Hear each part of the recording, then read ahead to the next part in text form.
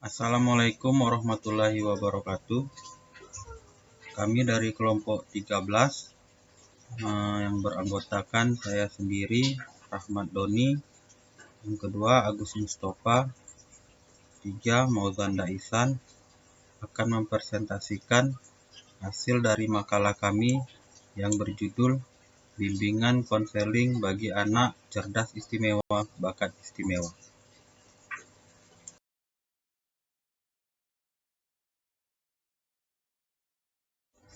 A. Latar belakang. Sekolah membutuhkan pelayanan bimbingan konseling dalam penyelenggaraan dan peningkatan kondisi kehidupan di sekolah demi tercapainya tujuan pendidikan yang berjalan seiring dengan visi profesi konseling.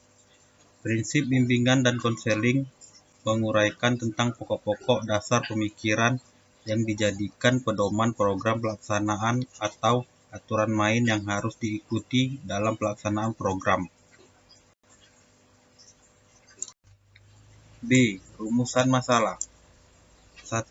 Menjelaskan konsep dasar bimbingan konseling bagi anak berbakat. 2. Teknik-teknik bimbingan konseling bagi anak cerdas istimewa bakat istimewa. 3. Kerjasama penanganan anak cerdas istimewa bakat istimewa dalam bimbingan konseling. C. Tujuan penulisan. 1. Untuk mengetahui apa saja konsep bimbingan konseling bagi anak cerdas istimewa bakat istimewa. 2. Untuk mengetahui teknik-teknik bimbingan konseling bagi anak cerdas istimewa bakat istimewa. 3. Mengetahui apa saja kerjasama penanganan anak cerdas istimewa bakat istimewa dalam bimbingan konseling.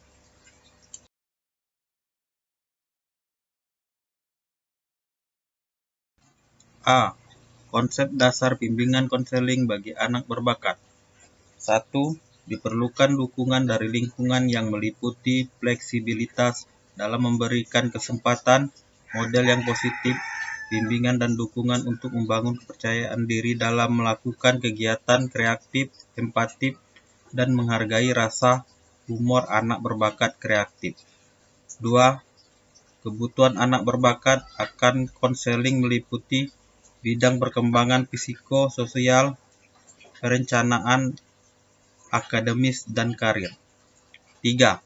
Fungsi umum program bimbingan dan konseling meliputi 3 proses dasar konseling: konsultasi dan koordinasi. 4. Lingkungan pendidikan yang restriktif, suportif, dan permisif mempunyai dampak yang berbeda terhadap dampak perkembangan anak. 5. Layanan anak berbakat lebih bersifat developmental dan proaktif daripada remedial dan reaktif. Yang keenam, pendekatan konseling dan intervensi yang digunakan dikaitkan dengan karakteristik dan kebutuhan anak berbakat. 7. Strategi untuk kebutuhan konseling akademis meliputi pemberian informasi tentang hasil tes dan asesmen, menerapkan bidang subjek akademis dalam kehidupan nyata, mengarahkan hubungan mentor yang bermakna untuk kebutuhan kognitif atau akademis dan efektif anak berbakat, dan memberikan informasi tentang pilihan program dan mata pelajaran. 8. Strategi untuk kebutuhan konseling karir meliputi beberapa topik kunci untuk didiskusikan dan kegiatan yang membantu siswa merencanakan karir. 9.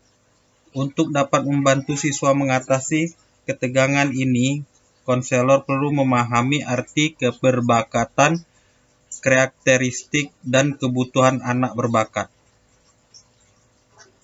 menemukanali kondisi yang menghambat perkembangan dan ungkapan kreativitas, serta membantu siswa berbakat memperoleh keterampilan interpersonal dan intelektual untuk menghadapi ketegangan sejak awal. B. Teknik-teknik bimbingan konseling bagi anak berbakat. Secara umum, model dan strategi konseling bagi anak berbakat akademik dapat dikemukakan sebagai berikut. Konseling terapeutik untuk memberikan perlakuan terhadap persoalan yang dihadapi oleh anak berbakat akademik, baik itu berkenaan dengan persoalan sosial, pribadi, akademik, maupun karir. Konseling preventif untuk memberikan perlakuan terhadap anak berbakat akademik dengan berorientasi pada pencegahan akan terjadinya persoalan yang akan muncul di kemudian hari.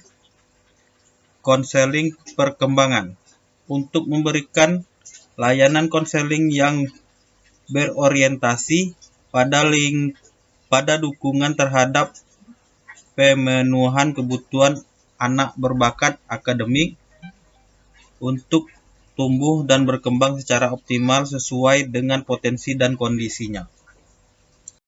C. Kerjasama penanganan anak berbakat dalam bimbingan konseling. Di sini dijelaskan dalam gambar berikut struktur organisasi. Itu ada guru BK, orang tua, guru kelas atau guru mata pelajaran, petugas administrasi, dan kepala sekolah. Penutup kesimpulan. Yang pertama, kemampuan peserta didik untuk mengeksplorasi, memilih, berjuang, meraih, serta mempertahankan karir itu ditumbuhkan secara isi-mengisi atau komplementer oleh konselor dan guru dalam setting pendidikan. Yang kedua, dalam rangka mewujudkan secara utuh sosok pembelajaran yang mendidik yang menggunakan materi kurikulum sebagai konteks kegiatan belajar, namun dalam setting pendidikan formal, kontribusi guru masih parsial sehingga perlu dilengkapi oleh konselor yang menyelenggarakan layanan di wilayah bimbingan dan konseling. Saran, karena keterbatasan pengetahuan dan referensi, penulis menyadari makalah ini masih jauh dari kata sempurna. Oleh karena itu, kritik dan saran yang membangun sangat diharapkan agar makalah ini dapat disusun menjadi lebih baik lagi di masa mendatang.